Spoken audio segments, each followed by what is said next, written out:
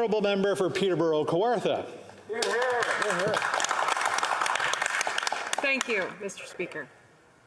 Has the government forgotten who we work for? Let me remind everyone, we work for the people. No one can deny that Canadians are frustrated. The events that have transpired over the last week prove this. Unfortunately, what started out as a respectful and peaceful protest turned into acts that do not reflect true Canadians. I agree with all of my members in this House and watching that the use of symbols of hate and defacing of public monuments are criminal offences, and these individuals should be charged.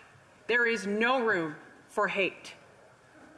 Canada's prosperity and middle class depend on preserving and expanding open rules-based trade and ensuring our supply chains are strong and resilient. This is a quote taken directly from the speech from the throne. Canadians can take no comfort from empty promises. It has been 2 years now since the start of the pandemic, and Canadians want things to open up for our jobs, for the supply chain, for our mental health, and for honest dialogue between government and the people. This we can see from this week's events when thousands of Canadians have come to the nation's capital to be heard, and our Prime Minister has still not addressed their concerns. Listen to the diverse voices who speak a multitude of languages and who shape this country. This is the words of our Governor-General. Beautiful words. But Canadians are sick of words that our government has failed to act on. They want honesty, transparency, and they want leadership. Since the throne speech, I've heard the same stories throughout my riding, with the main one being over 29 million Canadians have done what they were asked of in order to live their lives, myself included. But every time Canadians do what is asked of them, the promise of what they will get in return is changed. The goalposts constantly move. Olivia is a 19-year-old hardworking student who struggles with the division that has ballooned in the past couple of years. The pent-up feelings of isolation have had a profound effect on her.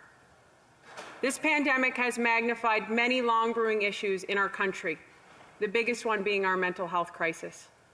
We need each other to move forward. We need a leader to acknowledge that each voice is important. Healthcare workers have exhausted their resources and mental health during this pandemic because the root cause of this issue still has not been addressed. Where in the speech from the throne does it acknowledge our lack of resources for our healthcare system? The reality is it all comes from the top. And until our government recognizes that we need to increase health transfers to our provinces and territories to give them the resources necessary to protect Canadians, we will keep having Groundhog Day. I have voicemails and emails from exhausted healthcare workers who feel like they have not been heard or acknowledged. The fact that they still do not have adequate forms of PPE and testing 2 years in is a disgraceful treatment of the people we call heroes. The reality is, until we have a healthcare system that can manage patient load of the variants and still provide life-saving surgeries and tests, we will never get out of this. As we move forward on the economy of the future, no worker or region will be left behind. I want to address this quote from the throne speech. Since being named Shadow Minister for Tourism, I have been meeting with key stakeholders in the industry who have all said the same thing. Lift the travel restrictions and open up Canada for business. Why has the government left the tourism industry behind when it contributes to a significant portion of our economy? First-time home buyers are also being left behind by this government. Peter and Julie are a young couple from my riding. They are 26 and 24. They both have well-paying jobs, one in engineering and one in the trades. Peter and Julie want to buy a home. They've been searching for months. One house came on the market listed at $499,000. In 8 days, there were 53 offers and the house sold for $802,000. If our next generation cannot afford housing, that is a serious issue. and it certainly doesn't feel like no worker will be left behind. Our government is leaving a whole generation behind. From the time we are born, we are taught to listen to the people in charge. We are taught to follow rules. But what happens when the person in charge doesn't listen to the people? One thing many constituents have said to me is, don't just criticize, offer solutions. I'm imploring our Prime Minister to acknowledge all Canadians, and I'm imploring Canadians to listen. Even if you disagree, listen, be respectful and tolerant of each other. That is the solution to build trust. A reputation isn't built on saying what you will do, it is built on what you actually do. Yeah. Another quote from the speech from the throne, we will always stand up for a brighter future for all. Who is all? Because the government has left too many behind. We need a new government. We need to act on our words. I have been a voter a lot longer than I've been a politician, and I know how people feel. And I hear the words, and I believe our members all feel the same way. We all want out of this. But we have to address what's going on. We have to have honest dialogue. And we have to acknowledge a question, and we have to look at this question. How did we get to a point where thousands of people drove thousands of miles to have their voice heard? We need to ask how we got here. In the conclusion of the speech from the throne, it states the decade is still young. With compassion, courage, and determination, we have the power to make it better than how it started. But that only happens by standing together. What is standing together? Standing together should be truly having the backs of Canadians. It should be working together and listening to each other. It should be about opening up our economy so we can get back to work. This economic crisis is a mental health crisis. This government has failed Canadians throughout this pandemic because it has forgotten that we work for the people. Questions and comments? The honourable member for Winnipeg, I'll get it in a second. Winnipeg Centre.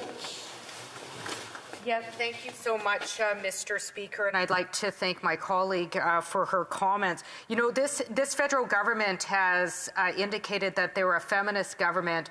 However, they've made no mention, for example, in this throne speech in regards to sexual health.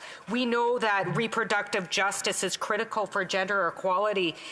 This includes the right for individuals to freely make choices about their reproductive health and have access to reproductive services. Yet, in Nova Scotia, sexual health centres are having to close their doors between April and September due to limited funding. And 9 provinces, in fact, have declared outbreaks in sexually transmitted diseases. Halifax Sexual Health Centre has been unable to access STI testing due to being stretched thin and to meet the needs during COVID testing. Does the honourable, my honourable colleague agree with me that we need this government to immediately invest in sexual health services now? The honourable member for Peterborough-Kawartha. Yes, thank you to the member for the question. And I think gender equality and investing in proper education is always critical. And our government will continue to stand up. Our party will continue. We want to be government. Our party will continue to stand up for the rights, and I welcome that dialogue with her. Questions et commentaires, l'honorable député de... Questions and comments. The honourable member for La Pointe de l'Île. Président, pour faire suite à... Thank you, Mr. Speaker. To follow up on my earlier question to her colleague, would a Conservative government impose federal standards in areas of provincial jurisdiction? Thank you. Peterborough-Kawartha.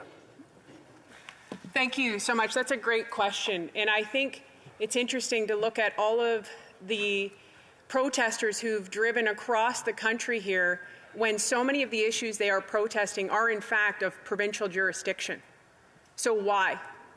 Because it comes from the top down. And back to my point in what I was saying, until we address healthcare transfers, we're not going to move forward. This Liberal government had promised 7,500 healthcare workers. Where are they? Question et commentaire. The honourable member for Kingston and the Islands. Thank you very much, Mr. Speaker. It's great to see you again. It's great to be back after our time back in our constituencies. The member, when she spoke at length about the problems that are faced in the country right now. And then she said something very interesting. She said that part of leadership is offering solutions. Yet she didn't seem to present a single solution in her 10-minute speech. As a matter of fact, she talked at length about one of the big problems we have in the country right now, and that's specifically as it relates to housing. What is the Conservatives' solution to housing? And if she doesn't know what that is, can she give us some idea of what her own personal suggestions would be towards offering solutions, considering that she's so interested in offering those solutions? The honourable member for Peterborough-Kawartha. Thank you so much to the member. Unfortunately, I don't think he heard, so I'm not sure if his earpiece is working. The solutions proposed, we're listening to the people, and unfortunately he wasn't able, because he does work for that government, to listen to me as well. Question et commentaire. Questions and comments? I'll look around one more time. Nobody? The honourable member for Kingston and the Islands. Okay, well, I'm listening now, Mr. Speaker. Can she give us some actual suggested solutions to the housing crisis? I'm all ears. The honourable member for Peterborough-Kawartha. Thank you so much. What's actually interesting is I have sent this member an email asking him to help me in my riding to get affordable housing, and he has yet. I have not received that email, but I look forward to working with him because we do need to get the inflation under control to help people pay for housing. And I look forward to working with this member because I think he does have solutions. But most importantly, what we want to do on this side is get inflation down, the cost of living down, and let people like Peter and Julie be able to afford a house that should be $499,000, not $802,000.